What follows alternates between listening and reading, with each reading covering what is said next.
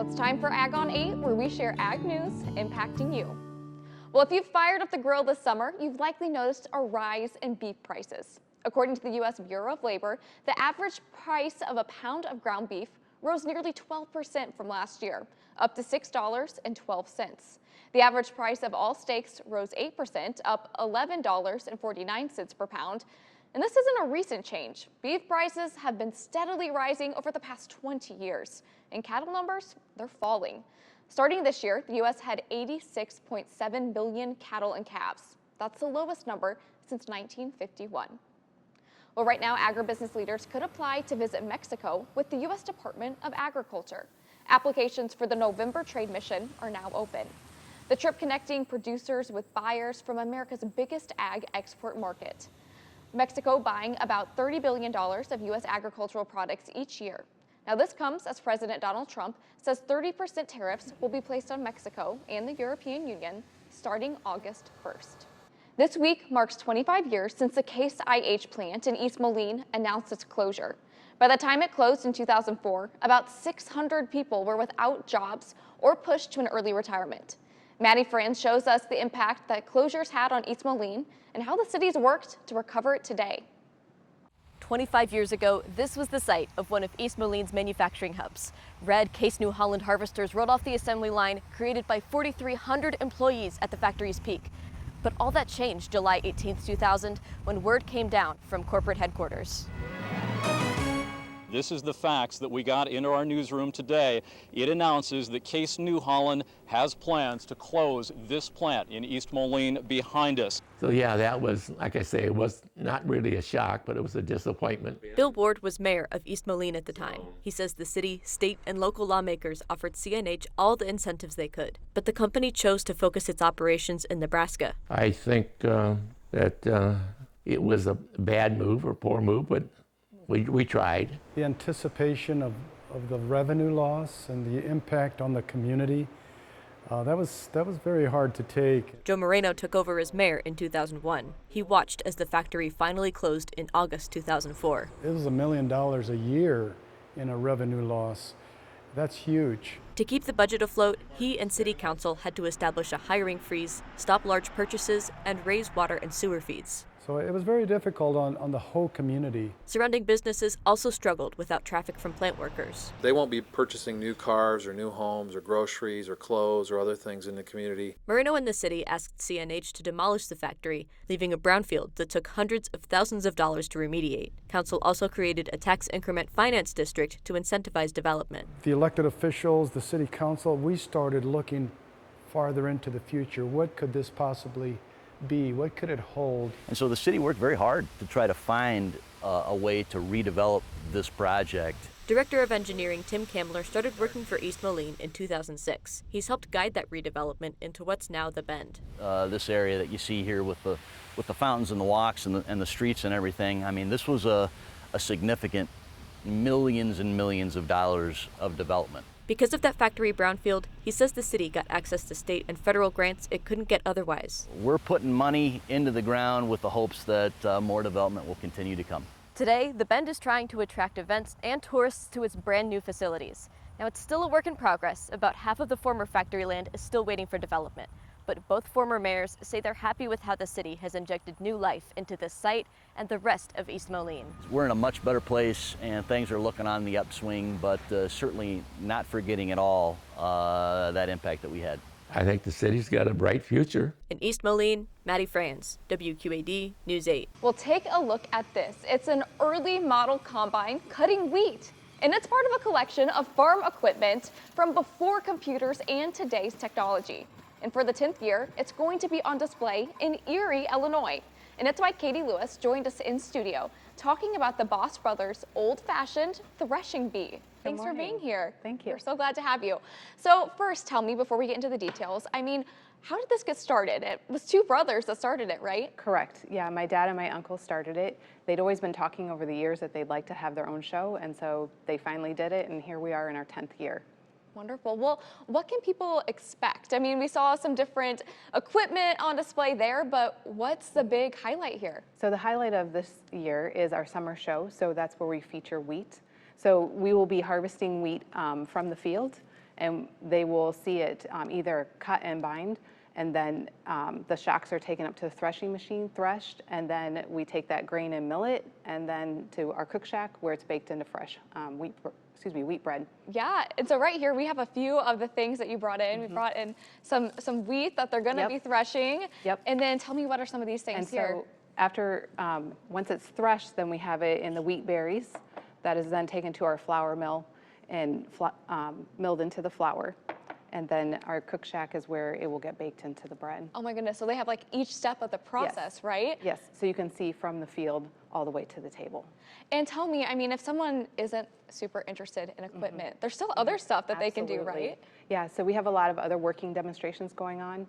We have things like the sawmill, the shingle mill, we have blacksmithing, broom making, we have wood turning. Yeah. These are just a couple items that have been made at our show. Beautiful. A couple examples. And then we have rug weaving. Wow. This is just a smaller item. And then we have hand quilting, Wow. pottery throwing, macrame. They can also learn about honeybees. We have fresh flowers this year, so they can make their own flower arrangements. How many people do you expect? I don't know. It's a free event, so we don't Okay. ever calculate or capture the number of people that visit because it's just free. We don't have, gate sales or anything like that. So we hope to have a good crowd out. I think there's a little something for everyone to see, if they're not necessarily interested in the farming aspect, but all the other crafts would be very, very neat to see. Yes. And tell me, I mean, we talked about some of the other things. There's also some other events, right? There's maybe a church service and Yes. some other things Yes. too. On Sunday at 9:30, we have our church service in the barn, and everyone's welcome to come to that. And then this year, we're hosting a truck and tractor pull. That'll start at 1 o'clock. At 1, we will have steam engines and prairie tractors pull. And at 2 o'clock, we'll have muscle tractors pull that have plowed during the weekend. And at 3 o'clock, back road pullers will be joining us. So we anticipate to bring in a good crowd for that, and we're looking forward to doing something new this year. Wow, what a busy weekend coming up next weekend. And so, yeah, I mean, tell me, why is it important for people to be able to see some of this older equipment, some stuff that maybe they don't see made, like these products, every single day? I think just for the farming aspect is people are distanced from the farm because they go to the grocery store. And so many people don't experience that their food comes from the ground. It's just convenient. You run to the grocery store, it's always there. This shows people that you had to work to get your food. And these old crafts and skills, you can go to Walmart and you can buy something like this, but something that's handmade, that's where it started. Very cool. Yes, I totally agree. And that's such a unique thing that you're able to be a part of here in the community. How many people are helping out with the event? Oh boy, we have a great group of demonstrators who come every year, and everyone who comes and works and demonstrates gives of their time. We don't pay anyone. They just are people who enjoy the same things we do, and so they're willing to give of their time. I would say, oh boy, 40, 50.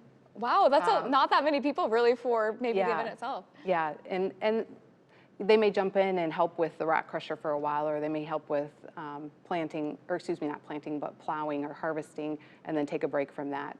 So there's a lot of people that come in and help, and we are very blessed to have each and every one of them there to help us put this on. Great. Well, Katie, we appreciate you coming in this morning, and Thank you. hopefully have a good turnout this week or Yes. next weekend. We hope so. Thank you very much. Farmers in Scott County could get new funding for using conservation practices on their farms. This could be planting cover crops, not tilling the soil, and adding wildlife habitats. It's a 5-year effort by the U.S. Department of Agriculture's Natural Resources Conservation Service. In the enrollment period, it's open right now, which is why Mike Postian, with the Partners of Scott County Watersheds, joins us in studio, sharing why and how landowners can apply. Well, hey there, Mike. Thanks for being here. Morning. Happy to be here. Yes. Well, first let's get to why this funding is out there. I mean, what are the goals with this? So the goals of this project are to make improvements in water quality, wildlife habitat, soil health, specifically in Scott County.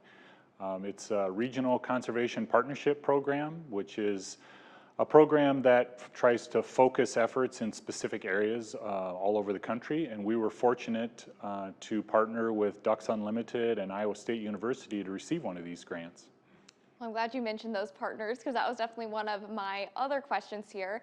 And tell me, I mean, we mentioned a few of the conservation practices, but what are some of those other ones that farmers and landowners can be doing to apply for these funds? Yeah, so besides some of the obvious ones like cover crops, no-till, there's also wetlands is a big one, and then also edge of field practices like bioreactors and saturated buffers. Those have all been shown to be very effective at helping to remove things like nitrates from the water, which I think we've all heard a lot about recently here. And so these are time-tested, proven practices that farmers and landowners can implement on their ground that will have benefits for decades into the future. And just recently, we got to talk to you about a different project because you're a hog farmer, a different story. But tell me, are these some of the practices that you use on your farm too? Yeah, we have implemented no-till and cover crops. We've had 2 saturated buffers on our farm, and we just installed 4 more. And so these are all things that we've kind of implemented over time, and that's one of the great things about programs like this is that there's some funding available to help farmers deal with the learning curve for some of these things, right? Especially in-field practices. You kind of have to figure out a slightly different way of doing things than what you're used to, and cost share is a great way to help mitigate some of that learning curve that you have to adapt your current system to.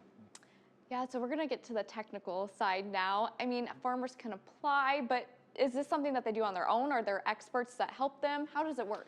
Yeah, so that was one of the goals of this project was to make it as easy as possible for people who want to participate. Because believe me, I've dealt with enough paperwork in my life too with farming that we don't need more forms to fill out, more hoops to jump through. So one of our goals was to make this as streamlined and simple as possible. So really, we've got several people lined up who are very knowledgeable about the program. They'll talk to you about your farm, what your goals are, what you think you might be interested in, and help walk you through the entire process. So we're trying to encourage folks who might otherwise be intimidated by different programs and paperwork and stuff like that. We're trying to just eliminate all the hassle and just say, hey, if you want to do something, we're going to help walk you through it. So it's as simple as just reaching out. You can go to our website, just search for Partners of Scott County Watersheds, contact us, email, phone, whatever you're most comfortable with, and we'll help you every step of the way. And will it be a long process or is it pretty quick turnaround? No, it's pretty straightforward. So the current enrollment period is open until August 15th. So that's an important date to keep in mind that applications need to be filed by then. And we're hoping within a month of that we'll have everything sorted out and get back to people on which projects are getting funded, and then we'll take off from there. So it should be a pretty quick turnaround. And are there any stipulations for people wanting to get enrolled? So really, the only stipulations are that you have to be in Scott County. That's pretty much the only one. Your information has to be on file with the FSA office just for record keeping purposes, but pretty much everybody already has that done. And then these all have to be new practices. So it can't be something that you're already doing on the farm. It has to be something new that you're going to try. Definitely. And tell me, I mean, what else have we missed? What else is important to this program?